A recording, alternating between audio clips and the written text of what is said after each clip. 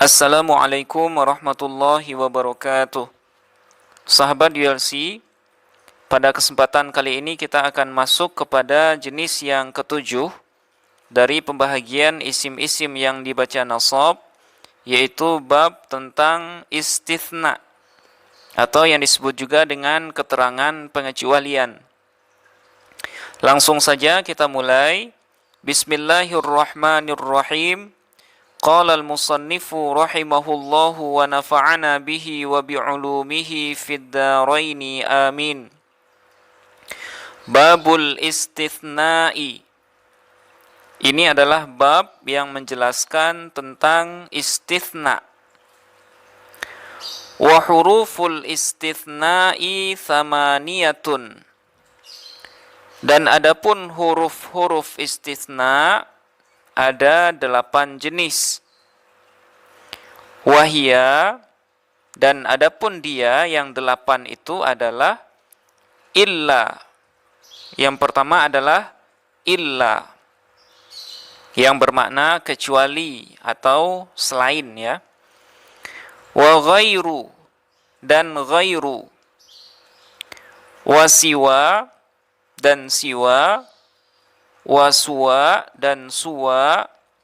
Wa sawaun, dan sawa. Wa khala, dan khala. Wa ada, dan ada. Wa hasya, dan hasya. Nah, semua huruf atau semua kalimat ini maknanya sama, yaitu kecuali atau selain. Nah, di sini musannif menjelaskan bahwa ke-8 kalimat ini disebut dengan huruful istitsna.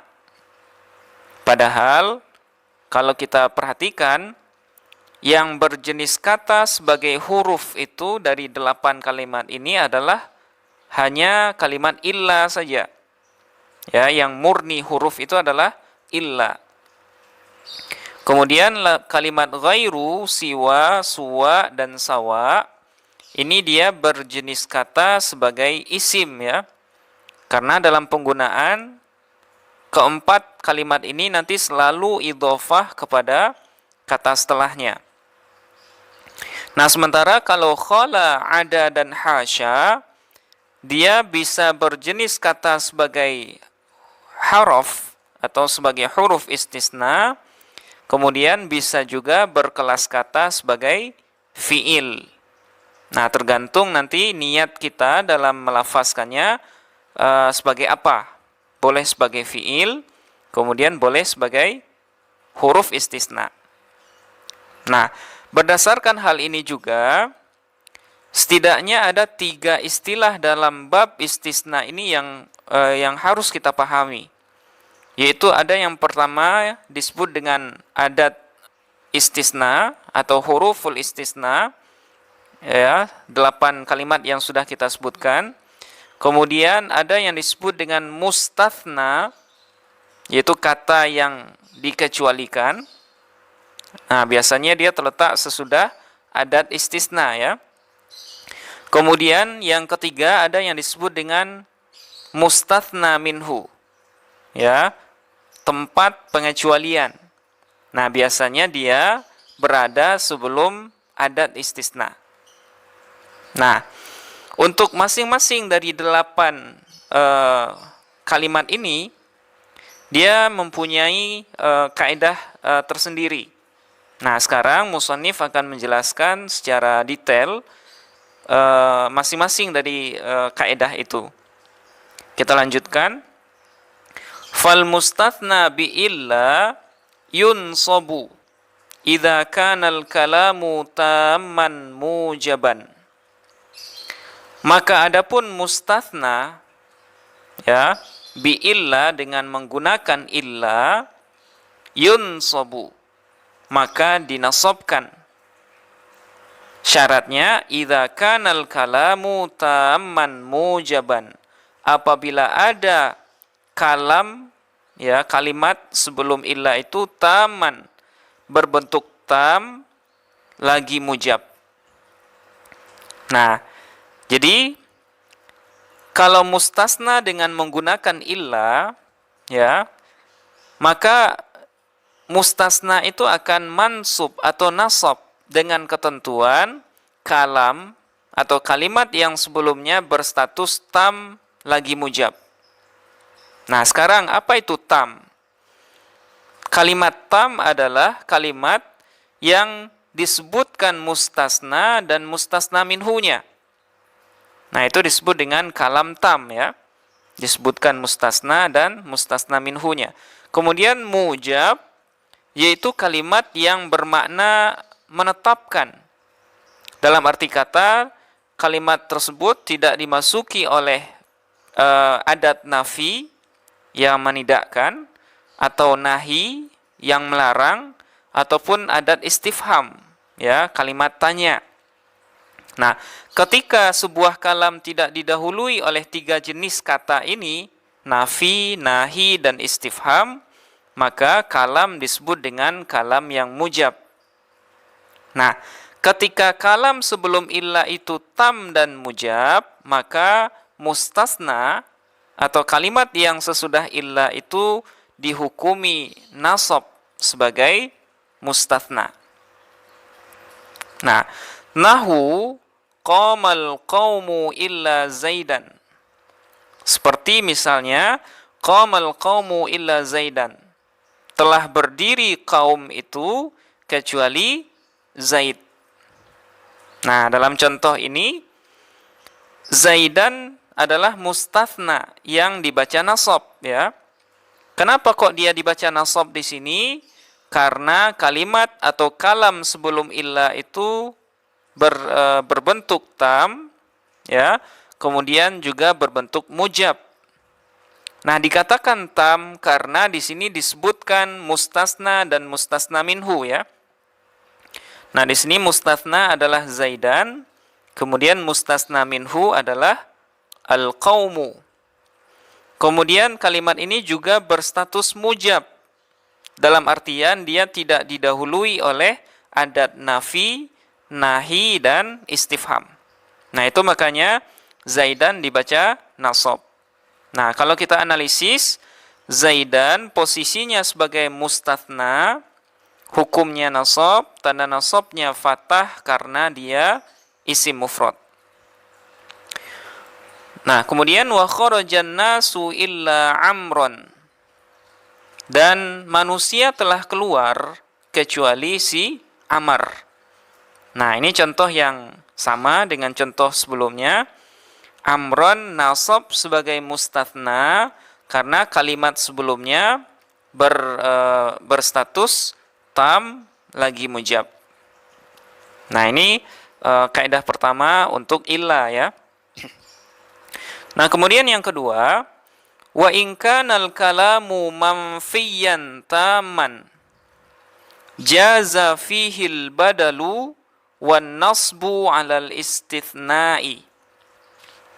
Nah, dan jika ada kalam, ya, kalam yang sebelum illa itu manfiyan. Nah, manfiyan dinafikan.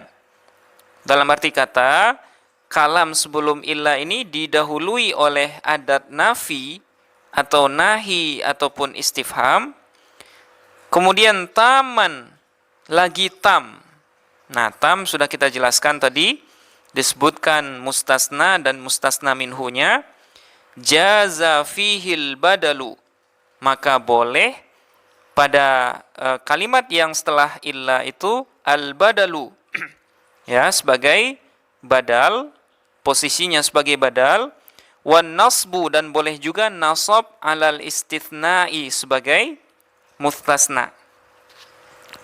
Nah, jadi untuk ketentuan yang kedua, untuk mustasna dengan illa ini, kalau kalimat yang sebelum illa itu manfi, ya, didahului oleh adat nafi, nahi, atau istifham, kemudian tam, ya, seperti yang kita jelaskan, maka kalimat yang sesudah illa boleh menjadi badal, ya, dari kalimat sebelumnya, kemudian boleh juga nasab sebagai mustatsna. Nah, apa contohnya? Nahwu ma qamal qaumu illa Zaidun. Ya, ma qamal qaumu illa Zaidun. Kaum itu tidak berdiri kecuali si Zaid. Nah, di sini Zaidun boleh kita baca sebagai Zaidun, ya, yang mana dia berposisi sebagai badal di sini. Badal ba'at minkul. Nah, dari lafaz al-qaumu, ya. Kalau kita baca rafa Zaidun. Wa Zaidan, dan boleh juga dibaca nasab Zaidan sebagai mustathna. Nah, kenapa kok boleh dua seperti ini? Karena kalimat atau kalam sebelum illa itu berstatus manfi, ya. Di sini manfi didahului oleh adat nafi, yaitu ma. Nah, ma di sini adalah bermakna tidak, ya. Kemudian taman, dia juga berstatus sebagai kalam yang tam. Nah, di sini disebutkan mustasna dan mustasna minhu, yaitu Zaidun atau Zaidan sebagai mustathna, kemudian al-qaumu sebagai mustathna minhu. Nah, ini kaidah yang kedua. Nah, kalau kita analisis, Zaidun posisinya sebagai badal ba'at minkul, hukumnya rafa, tanda rafa'nya dhammah karena dia isim mufrad. Kemudian Zaidan posisinya sebagai mustathna, hukumnya nasab, tanda nasabnya fathah karena dia isim mufrad. Nah, ini boleh dibaca dua, ya. Nah, sebagai catatan, mustasna yang boleh dibaca dua seperti ini, kalau kalimat sebelumnya manfi lagi tam, hanya berlaku untuk mustasna yang muttasil. Ya, mustasna yang muttasil. Nah, jadi nanti kita akan jelaskan juga mustasna itu ada dua, ya. Ada mustasna yang muttasil, kemudian ada mustasna yang munqati'. Nah, apa bedanya? Kalau mustasna yang muttasil adalah mustasna yang masih satu jenis dengan mustasna minhunya. Kalau mustasna minhunya manusia, mustasnanya juga manusia misalnya. Nah, ini disebut dengan mustasna yang muttasil. Tapi kalau munqati', mustasna berbeda jenis dengan mustasna minhu. Nah, misalnya mustasna minhunya manusia, kemudian mustasnanya berbentuk hewan atau benda. Nah, ini disebut dengan mustasna yang munqati'. Nah, kaidah yang kedua ini boleh dibaca rafa sebagai badal dan dibaca nasab sebagai mustathna. Ini hanya berlaku untuk mustasna yang muttasil saja. Adapun mustasna yang munqati', maka sesudah illa wajib dibaca nasab. Nah, misalnya ma qamal qaumu illa himaran. Ya, kaum itu tidak berdiri kecuali keledai. Nah, dalam kondisi mustasna yang munqati' seperti ini, maka dia wajib dibaca nasab. Tidak boleh dibaca rafa sebagai badal. Nah, itu kaidah yang kedua, ya. Wa in kana al-kalamu naqisan kana ala hasabil awamili. Nah, sekarang kaidah yang ketiga dari illa. Dan jika ada kalam sebelum illa itu naqisan, berbentuk naqis. Nah, apa itu naqis? Lawan dari tam. Artinya, di dalam kalam itu belum disebutkan mustasnanya. Ya. Ada yang kurang antara mustasna dengan mustasna minhu. Nah, itu disebut dengan kalam yang naqis. Kana ala hasabil awamili. Maka adalah mustasna, ya, atau kalimat yang sesudah illa ala hasabil awamil, sesuai dengan kehendak amil sebelumnya. Nah, kaidah yang ketiga ini, ya, menunjukkan bahwa kalimat yang sesudah illa nantinya itu tergantung dengan kehendak kalimat yang sebelum illa. Kalau kalimat yang sebelum illa membutuhkan fa'il, maka yang sesudah illa harus dibaca rafa sebagai fa'il. Kalau kalimat yang sebelum illa membutuhkan maf'ul bih, maka kalimat yang setelah illa wajib dibaca nasab sebagai maf'ul bih. Nah, contoh.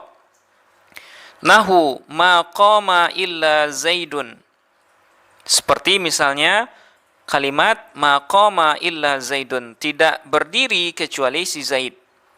Nah, di sini Zaidun ya, kita baca rafa karena kalimat sebelumnya adalah naqis. Kenapa naqis? Karena qama ya, qama adalah fiil yang belum ada fa'ilnya. Nah, sehingga kalimat yang sesudah illa harus dibaca rafa sebagai fa'il dari qama. Nah, Zaidun ya. Kalau kita analisis, Zaidun posisinya sebagai fa'il, hukumnya rafa, tanda rafa'nya dhammah karena dia isim mufrad. Kemudian wa ma darabtu illa Zaidan, dan tidak aku pukul kecuali si Zaid. Nah, di sini yang sesudah illa dibaca nasab. Kenapa? Karena kalimat yang sebelum illa itu belum ada maf'ul bihnya. Nah, itu makanya di sini dibaca Zaidan. Nah, kalau kita analisis, Zaidan posisinya sebagai maf'ul bih, hukumnya nasab, tanda nasabnya fathah karena dia isim mufrad. Kemudian wa ma marartu illa bi Zaidin. Ya, aku tidak bertemu kecuali dengan si Zaid.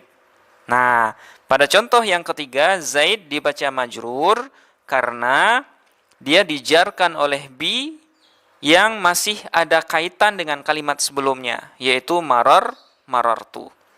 Nah, jadi kalau kita analisis, Zaidin posisinya majrur dengan bi, hukumnya jer, tanda jernya kasroh, alasannya karena dia isim mufrad. Nah, ini kaidah untuk illa ya, ada 3 kaidah. Nah, sekarang wal mustathna bi ghairi atau bi ghairu bisa kalau diniatkan sengaja qasdul lafaz ya. Wal mustasna bi ghairu wa siwa wa suwa wa sawa majrurun la ghairu. Adapun mustasna dengan menggunakan ghairu, siwa, suwa dan sawa itu selalu majrur, dijarkan, tidak yang lain. Nah, kalau mustasna dengan ghairu, siwa, suwa dan sawa sebagaimana yang dijelaskan oleh musannif, maka dia selalu dijarkan sebagai mudhafun ilaih. Nah, ini ketentuan untuk 4 kalimat ini ya. Nah, terus bagaimana dengan ghairu, siwa, suwa dan sawa? Posisinya sebagai apa? Nah, posisinya adalah sama dengan posisi kalimat yang sesudah illa dalam kaidah illa. Nah, misalnya kalau kita contohkan, ja'al qaumu siwa Muhammadin misalnya. Ja'al qaumu siwa Muhammadin. Kaum itu telah datang selain Muhammad. Nah, di sini ya, siwa dia berposisi sebagai mustathna yang dibaca nasab. Kenapa nasab? Karena kalam sebelumnya tam ya, tam lagi mujab. Nah, sementara kalimat setelahnya yaitu Muhammadin itu berposisi sebagai mudhafun ilaih. Nah, begitu juga kalau kalimat sebelumnya tam lagi manfi misalnya. Nah, jadi siwanya boleh dibaca rafa sebagai badal, kemudian boleh dibaca nasab sebagai mustathna. Misal, ma qamal qaumu siwa Muhammadin. Ya, kaum itu tidak berdiri selain Muhammad. Nah, siwa boleh kita hukumi rafa sebagai badal, kemudian boleh kita hukumi sebagai mansub sebagai mustathna. Adapun kalimat setelahnya itu berposisi sebagai mudhafun ilaih. Nah, begitu juga dengan kaidah yang ketiga untuk illa, ya. Misalnya maqama siwa Zaidin, atau misalnya ma darabtu siwa Zaidin, atau ma marartu siwa bi Zaidin. Nah, seperti itu. Nah, jadi kalau kita simpulkan, kalimat yang 4 ini selain dia berstatus sebagai adat istisna, dia juga berstatus sebagai kata yang dikenai hukum istisna, sebagaimana yang berlaku pada kaidah illa. Nah, adapun kalimat setelahnya itu majrur sebagai mudhafun ilaih. Oke, terus wal mustathna bi khala wa ada dan hasya yajuzu nasbuhu wa jarruhu. Adapun mustasna dengan menggunakan khala, ada dan hasya, maka boleh nasabnya dan boleh juga jarnya. Nahwu qamal qaumu khala Zaidan wa Zaidin. Nah, boleh dua, ya.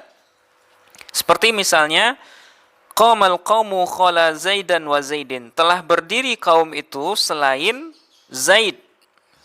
Nah, kalau kita baca Zaidan, posisinya di sini sebagai maf'ul bih dari khala. Berarti khalanya diniatkan sebagai fi'il. Tapi kalau dibaca Zaidin, ya, maka khalanya diniatkan sebagai haraf. Nah, di sini dia berfungsi sebagai huruf jar, sehingga Zaid dibaca majrur.